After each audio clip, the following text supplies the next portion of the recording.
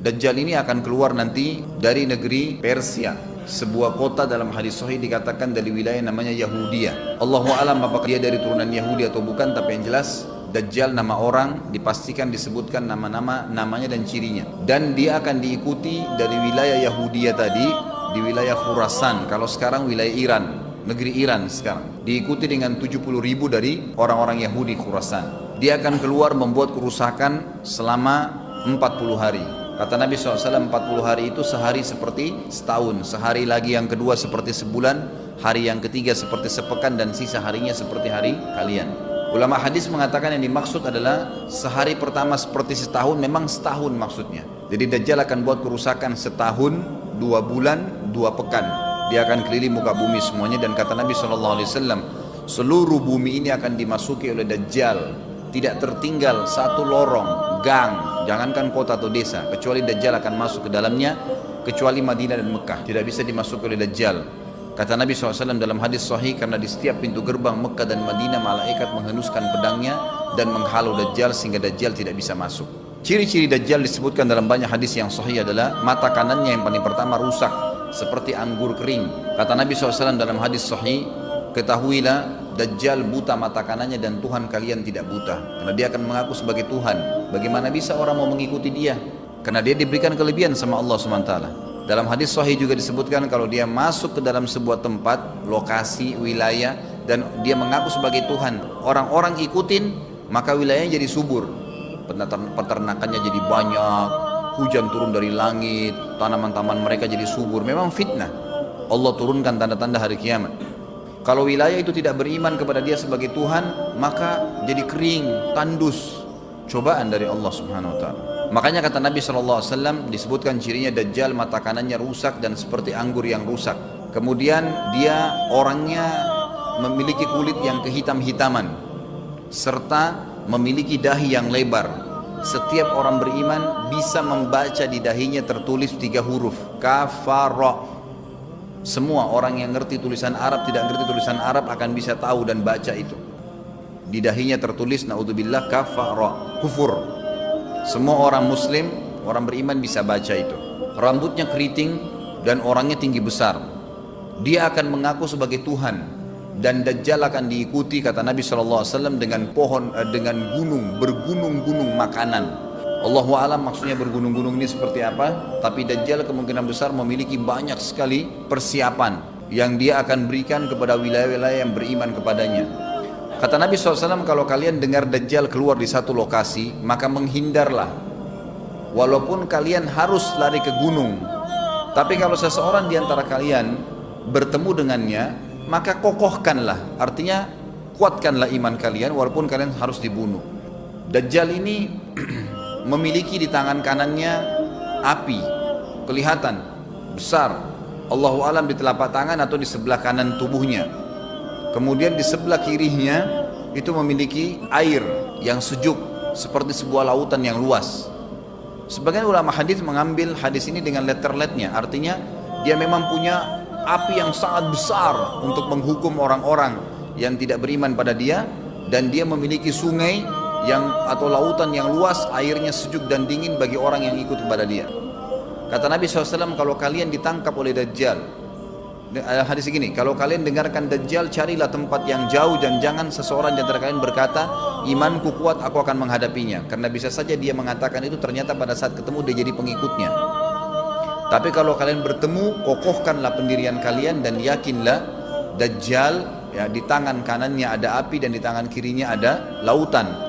Kalau kalian tertangkap, maka pilihlah yang di tangan kanannya yang api dan ucapkanlah bismillah. Pada saat kalian pun harus dilemparkan ke api itu, ketahuilah api tersebut adalah lautan yang dingin. Terbalik, air yang dingin di tangan kirinya sebenarnya itu adalah api neraka yang panas. Maka kita diajar oleh Nabi SAW. Dajjal terus aja banyak pengikutnya, akan diekspos. Seperti kita tahu sekarang, luar biasa bagaimana media dalam sekejap saja sudah bisa tersebar di sana sini beritanya. Kata sebagian ulama yang menanggapi fasilitas media kita di zaman sekarang mengatakan, kemungkinan besar memang Dajjal ini akan terekspos sangat cepat karena adanya media kayak kita sekarang. cepatnya dia keliling muka bumi ini setahun, 2 bulan, 2 pekan sudah semua bumi ini dilingkari, didatangin karena memang sekarang fasilitas pesawat ada, transportasi mudah.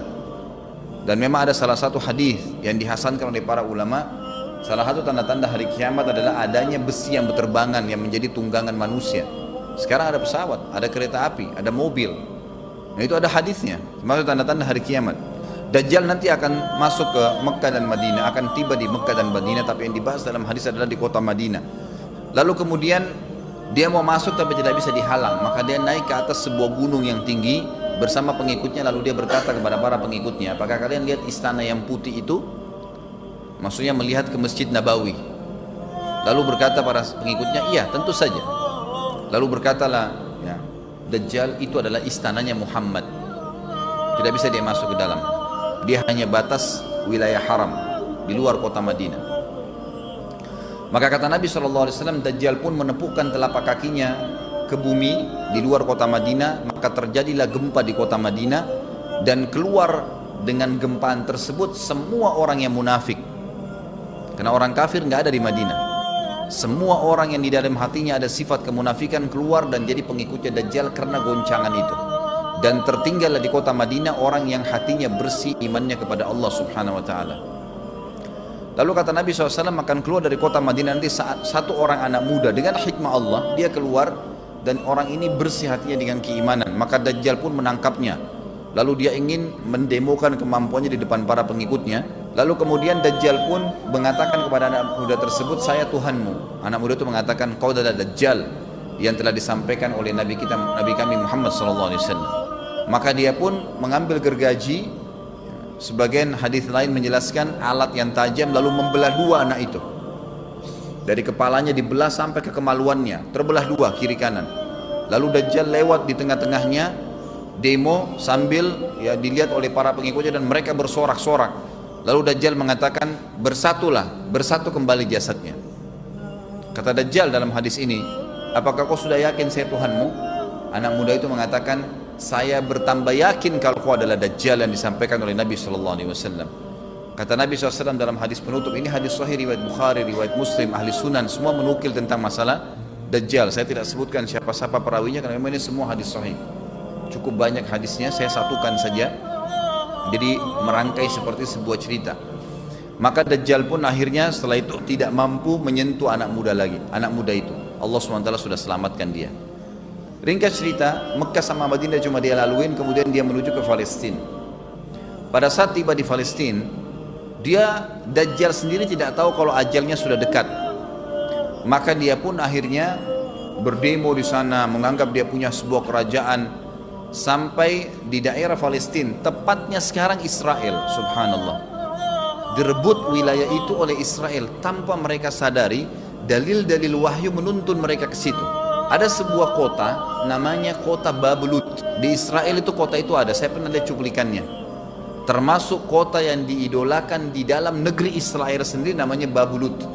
Subhanallah, hadis menyebutkan nama Babulut. Hadis Nabi SAW dari 1400 tahun yang lalu mengatakan, nanti Dajjal akan berkumpul di sebuah wilayah namanya Babulut di Syam. Maksudnya di Palestina itu, Israel sekarang. Ada kota Babulut dan orang Yahudi sekarang lagi gencar membangun kota itu dan dianggap kota favoritnya Israel. Subhanallah. Dajjal akan masuk ke sana dan berkurung diri. Pada saat dia tiba di Palestina, waktu yang bersamaan di kota Madinah berkecamuk. Kaum muslimin sepakat semua keluar untuk mengejar Dajjal dan membunuhnya. Keluar dari kota Madinah satu orang yang namanya seperti namanya Nabi Muhammad SAW, Muhammad bin Abdullah, dan dia dari turunan Nabi SAW juga. Kata Nabi SAW, akan keluar nanti ya, seseorang dari kota Madinah, dari keturunanku, yang namanya seperti namaku, Muhammad bin Abdullah, juga sama posternya, parasnya seperti aku, sama dengan Nabi SAW, persis alisnya, rambutnya, kulitnya, dari turunan Nabi SAW, tapi dari asli kota Madinah. Sebagian ulama hadis mengatakan dari turunan Hasan radhiyallahu anhum ajmain. Intinya kata Nabi SAW akan keluar nanti dari kota Madinah, tapi akhlaknya bukan seperti akhlakku. Tentu tidak mungkin ada orang yang sama dengan akhlak Nabi SAW. Kata Nabi SAW, Allah mengubah dia dalam sehari semalam. Tiba-tiba berubah menjadi orang baik dalam sehari semalam, jadi orang faham agama. Lalu orang-orang pun akan datang kepadanya dari masyarakat Madinah berkata, engkau adalah turunan Rasulullah sallallahu alaihi wasallam, pimpinlah kami berperang melawan Dajjal. Maka dia pun menolak. Dia menolak awalnya, kemudian dia menuju ke Mekah diikutin dengan 300 orang pertama dari kota Madinah. Sampai di Mekah, setelah selesai dia tawaf, maka seluruh muslimin menunjuknya sambil mengatakan engkau harus memimpin kami. Dan orang ini punya julukan Mahdi, dikenal dengan Imam Mahdi. Inilah tanda-tanda kiamat yang kedua. Setelah Dajjal keluar, buat kerusakan di muka bumi tadi selama 40 hari itu atau setahun lebih, kemudian keluarlah tanda-tanda kiamat kedua pada saat dia sudah tiba di kota Babulut di Israel. Keluarlah si Mahdi ini. Pada saat dia tiba di Mekah, dibaiatlah oleh banyak kaum muslimin, tidak disebutkan jumlah pasukannya, maka terbentuklah pasukan jihad yang mengejar Dajjal menuju ke Palestina. Lalu keluar tanda-tanda kiamat 3, langsung berentetan semua. Makanya ulama mengatakan tanda-tanda kiamat kecil itu antara satu sama yang lain ada jarak-jaraknya. Tapi kalau tanda-tanda kiamat besar sekali datang, maka datang semua. Walaupun memang ada masa, gitu kan, ada masanya. Tanda-tanda kiamat besar yang ketiga adalah pada saat pasukan Imam Mahdi dengan pasukan jihad itu tiba di Darul Bayda namanya, kota putih yang ada menara putihnya, dan itu sekarang di negeri Syam, tepatnya di Damaskus, ibu kota Syria. Sebagian ulama mengatakan Masjid Jami' Syam, karena memang menaranya berwarna putih. Hadis menyebutkan di menara itulah, di masjid itulah Imam Mahdi mampir sholat asar bersama pasukannya, dan sudah dekat Syam. Negeri Syam masuk di dalamnya wilayah itu adalah Israel, ya sekarang Palestina, kemudian Syria, dan ini masjid ada di Syria, di Damaskus. Pada saat itulah datang tanda-tanda kiamat besar yang ketiga, yaitu turunnya Nabi Isa alaihissalam. Kata Nabi SAW dalam hadis Bukhari, hadis Muslim, hadis Sahih semuanya, dikatakan Isa alaihissalam akan turun sambil memegang kedua sayapnya malaikat, dan dari rambutnya yang basah meneteskan air. Pegang sayap malaikat turun, dan semua muslimin waktu itu menyaksikan, yang masih hidup zaman itu menyaksikan, dan ini wahyu, penyampaian, pasti terjadi. Maka dia pun turun, lalu kemudian dia masuk, dan orang-orang pada saat itu mengenalnya kalau dia adalah Isa, dan mereka sudah tahu ini masanya turunnya, keluarnya Dajjal, ini Mahdi sudah ada, mereka tahu akan turun Isa, sudah ada informasi seperti yang saya sampaikan ke Bapak Ibu sekarang, itu mungkin muslimin di zaman itu sudah tahu semua. Maka Isa pun alaihissalam waktu itu dipersilakan oleh Mahdi untuk jadi imam, maka dia pun mengatakan tidak, imam dari kalangan kalian. Dan kata Nabi SAW, ini kemuliaan bagi umat ini, karena Nabi sholat di belakang umat ini. Semestinya kalau ada Nabi, pasti Nabi jadi imam, tidak mungkin digantikan oleh manusia biasa. Tapi waktu itu Imam Mahdi menjadi imam dan Nabi Isa sholat di belakangnya. Perlu anda tahu juga hadis Nabi SAW yang sahih yang berbunyi, kalau Musa dan Isa hidup di zaman aku sudah diutus, niscaya keduanya akan jadi pengikutku. Jadi memang kena kebenaran agama ini dibawa oleh Nabi SAW. Baik, sholatlah mereka, kemudian mereka menuju ke Palestina. 3 tanda-tanda kiamat sekaligus terjadi. Pada saat menuju ke Palestina, tiba di pintu gerbang Babulut, dan di wilayah Babulut ini kata Nabi SAW, nanti Isa akan masuk dan membunuh Dajjal. Dan setelah membunuh Dajjal, maka seluruh pengikut Dajjal dari kaum Yahudi akan bersebaran sembunyi di bawah batu dan pohon, di atas batu dan di bawah pohon. Semuanya batu dan pohon itu akan berbicara kepada setiap pasukan mujahidin, berkata, wahai muslim, ini Yahudi di atas saya atau di bawah saya. Batu bilang ini Yahudi yang sembunyi, yang pohon mengatakan, wahai muslim, ini Yahudi, bunuhlah dia. Maka dibunuhlah orang-orang Yahudi tersebut yang menjadi pengikut Dajjal oleh kaum muslimin, kecuali satu pohon namanya pohon Garqat. Pohon Garqat ini pohon yang daunnya kadang-kadang agak kering dan ada duri-duri, ya, batangnya ada durinya. Subhanallah, pohon ini dikenal dengan pohon Yahudi karena satu-satunya pohon yang tidak akan bicara nanti adalah pohon ini. Dan apakah Bapak Ibu sudah tahu sekarang pemerintah Israel besar-besaran menanam pohon itu? Subhanallah. Kalau anda lihat di berita tentang apa yang sekarang ditanam di negeri Israel orang Yahudi, maka yang paling banyak adalah pohon Garqat. Bahkan cuplikan yang saya lihat tentang Babulut itu pohon Garqatnya sudah sangat besar-besar, diameter sudah 3 meter, 4 meter ke atas. Mereka sangat tahu tentang hadis ini. Tapi memang orang Yahudi, sebagaimana Ibnu Abbas katakan radhiyallahu anhu, beliau mengatakan sabda firman Allah SWT tafsirnya surah Al-Fatihah, ghairil maghdubi alaihim, bukan orang-orang yang kau murkahi ya Allah, ihdinas siratal mustaqim, tunjukkanlah kami jalan yang lurus, siratal ladzina an'amta alaihim, jalan orang-orang yang telah kau berikan petunjuk, maksudnya orang-orang yang beriman. Ghairil maghdubi alaihim, bukan orang yang kau murkahi. Kata sahabat Nabi Ibnu Abbas radhiyallahu anhu adalah orang-orang Yahudi. Allah murka sama mereka karena mereka tahu kebenaran tapi mereka tidak mau ikutin. Itu cirinya orang Yahudi. Bahkan Allah mengatakan tentang mereka terhadap Nabi SAW, ya'rifuna kama ya'rifuna abna'ahum. Mereka mengenal Muhammad SAW sebagaimana mereka mengenal anak-anak mereka sendiri. Jadi orang Yahudi tahu. Waladhdallin, dan bukan orang-orang yang sesat. Ini adalah kata Ibnu Abbas, orang-orang Nasrani mau nyebarin agama tapi mereka keliru. Agamanya yang Nabi Isa itu tidak wajib disebarkan di seluruh dunia, tapi disebarin untuk Bani Israel, karena Nabi Isa diutus untuk Bani Israel. Mereka mau berdakwah tapi salah. Ringkas cerita adalah Nabi Isa alaihissalam akhirnya tiba dengan pasukan mujahidin di depan pintu gerbang Babulut. Kemudian orang-orang Yahudi tidak kenal, tidak tahu Nabi Isa, tidak tahu tentang itu Mahdi. Mereka belum tahu ini. Mereka berbangga-bangga saja. Lalu mereka berkata kepada Dajjal, ada pasukan, segelintir pasukan yang mau menyerang kita. Dajjal mengatakan, bukakan pintu gerbang. Mereka tidak akan mampu melawan kita karena pasukannya mereka banyak memang. Maka Dajjal dengan sombongnya menunggu di depan pintu gerbang. Pada saat dibuka, Dajjal kaget melihat ada Isa alaihissalam. Dan pada saat itu kata Nabi SAW, Dajjal faham kalau sudah tiba ajalnya. Begitu melihat Isa alaihissalam, dia lari dan badannya sambil meleleh di depan para pengikutnya. Lalu Isa alaihissalam mengejarnya, mengatakan, wahai musuh Allah, saatnya kau akan menemui ajalmu. Lalu ditusuklah dengan tombak emas di antara dua matanya, maksudnya di dahinya, ditusuk oleh Isa alaihissalam dan matilah Dajjal.